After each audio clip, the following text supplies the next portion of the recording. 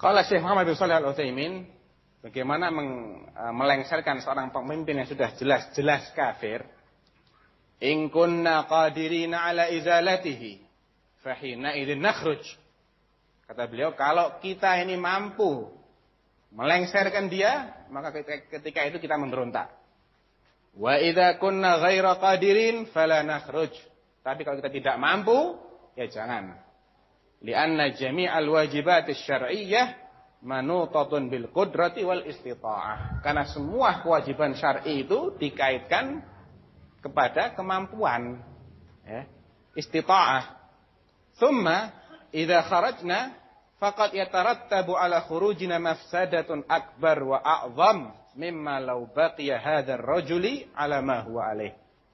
Selain itu, kalau kita tetap nekat, boleh jadi kenekatan kita memberontak itu mengakibatkan mafsadat yang lebih besar daripada kalau kita membiarkan orang ini tetap bercokol sebagai penguasa.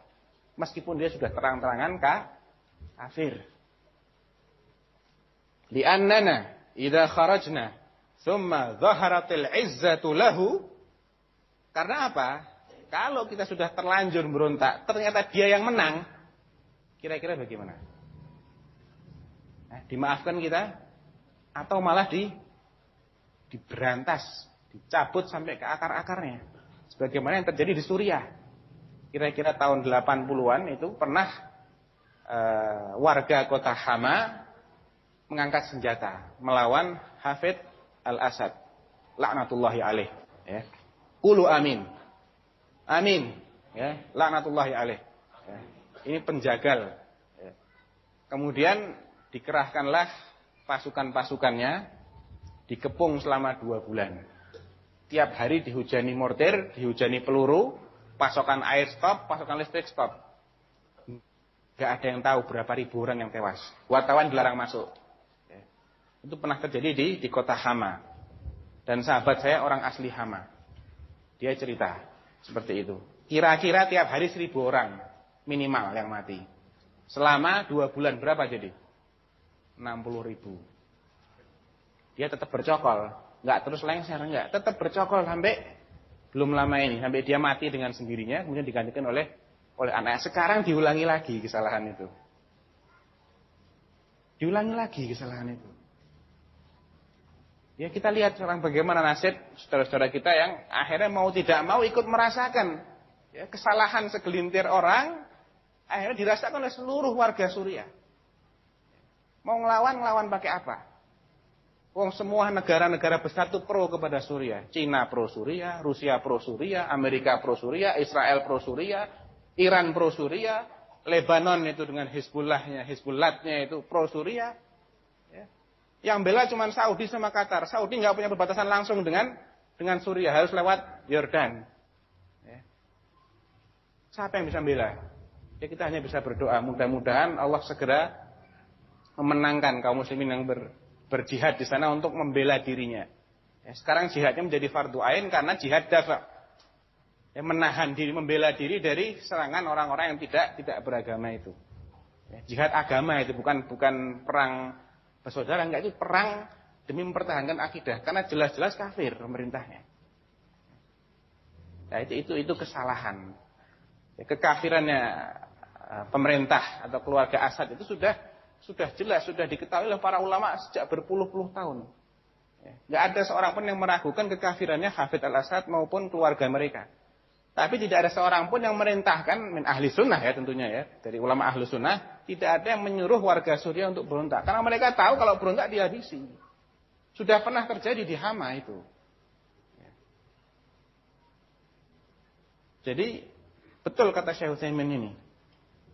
Tsumma idza kharajna faqad yatarattabu ala khurujina mafsadatun akbar wa a'zam mimma law baqiya hadzal rajul. Li'annana, karena apabila kita ternyata sudah berontak dan kita kalah, dia yang menang, sirna azillatan aktsar. Kita akan lebih diinjak-injak lagi. Akan lebih ditindas lagi. Wa tamada fi tughyanihi wa kufrihi aktsar, dan dia akan semakin melampaui batas, semakin menjadi tauhid dan semakin menjadi kafir. Fahadhil masail tahtaj ila ta'aqqul. Masalah ini perlu perenungan, ya, perlu nalar. Ya. Jangan cuma nyali. Jangan cuma berani-berani tok, enggak, pakai akal dong. Ya. Kalau orang Solo bilang jangan okol-okolan, tapi pakai akal. Ya. Kalau okol-okolan tuh ngawur-ngawuran, enggak pakai akal. Modal berani aja. Ya. Nekat, enggak, pakai akal. Perhitungkan dengan matang. Tanya kepada orang yang sudah lanjut usianya, sudah tua, sudah banyak ilmunya. Kalau muda-muda ini cuma modalnya modal semangat. Ya. Belum banyak makan asam garam, kata pepatah. Belum banyak pengalaman. Yang tua-tua ini sudah pengalaman. Dia sudah menyaksikan langsung bagaimana akibat dari kegegatahan tadi. Baik. Ini saya lambungkan sedikit ucapan Syekh Utsaimin.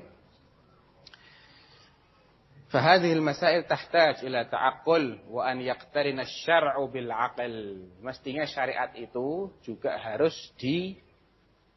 ditimbang berdasarkan renungan. Jangan cuma berdasarkan emosi. Memang kita ini emosi. Kalau melihat orang dizalimi, ya kita marah, betul. Sebagaimana marahnya para sahabat ketika melihat saudara mereka dalam kisah Hudaybiyah itu, ya, datang untuk menyelamatkan diri, ditolak oleh Rasulullah. Enggak, kamu kembali ke sana. Ya. Emang kita marah, tapi jangan hanya mengandalkan emosi, andalkan juga penalaran akal sehat. Wa an tu'badal atifah, wa an tub'adal atifah fi hadhil umur. Hendaklah perasaan itu kita jauhkan dalam masalah-masalah yang riskan seperti ini. Fa nahnu muhtajuna lil atifah li ajli tahammusina. Kita memang perlu adanya perasaan itu untuk membangkitkan rasa simpati.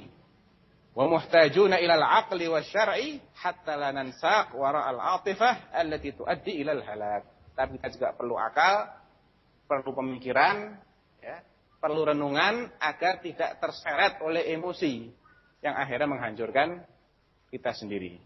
Ya. Mungkin sampai di sini dulu. Ini Masya Allah.